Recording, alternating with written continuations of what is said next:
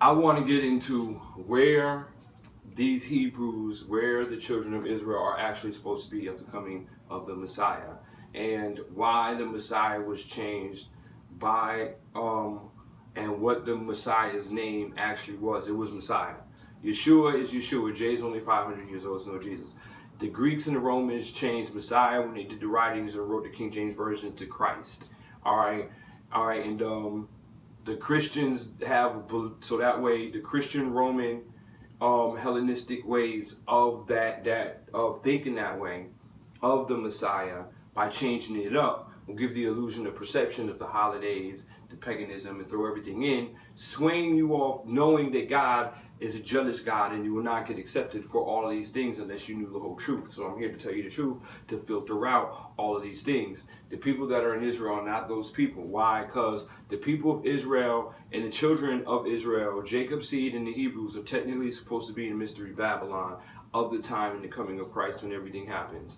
And Mystery Babylon is America. The Whore of Babylon is New York City. The Whore of Babylon is represented by ISIS. I broke all this down. So now getting in to why they changed it up to Christ and who this picture in this statue is.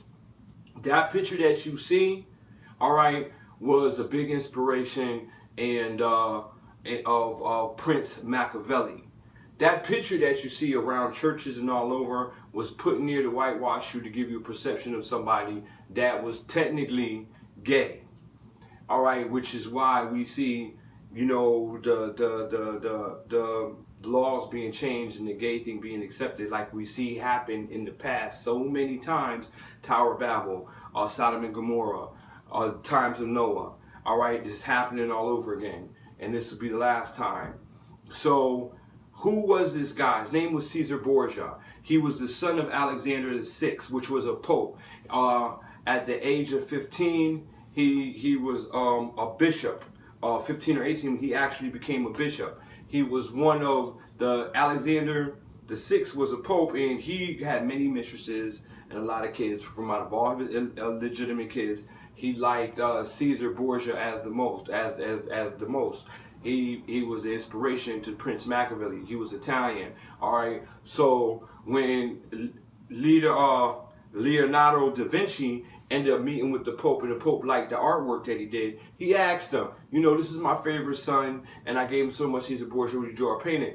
Leonardo and Cesar Borgia, the painting and the picture of Jesus that you have, the white Jesus with the thing, that's Cesar Borgia. He ended up falling in love with him. He liked him so much, he hit him with the me, the more, the pizza pie, and then bam. And no disrespect to Italians, because Italians raised. I'm not trying here to joke, and then just leave it at that, because my people are saying I don't want anybody to think I'm being racist. All right, not at all. But he hit him, you know, with the Italian lingo, and then bam, they end up falling in love, doing this all that little gay stuff and the whole 9 yards. And the show for Leonardo, showing him his love to him and his romance and how he felt for him and all this gayism stuff, he sat down and painted the picture and called him Jesus Christ, Yeshua the Messiah, because it's not Christ, it's actually Yeshua the Messiah. So then to paint the picture. So every time you have a statue or picture in your house, or that picture, you have it of Cesar Borgia, all right? And if you Google it, you're going to get that picture. You're going to have that picture of Cesar Borgia, all right, who was gay, who actually slept with and was Leonardo da Vinci's boyfriend. So you need to start doing the etymology of what you worship in and what you have around, because there ain't no lukewarm. This is where the weaving comes out. So if you have a picture in there and the whole 9 yards, get it out. If you're thinking of it, if it's somewhere around, get it out. Because that was Cesar Borgia. He's gay. Google it. You'll see the same picture, and it's done. It's over with. And understand one thing. All of the prophets sent Belial and Lucifer and Satan and every other fallen angel a billy goat up to the mountain. Why? Because it was a representation of what that seed came from and who they were.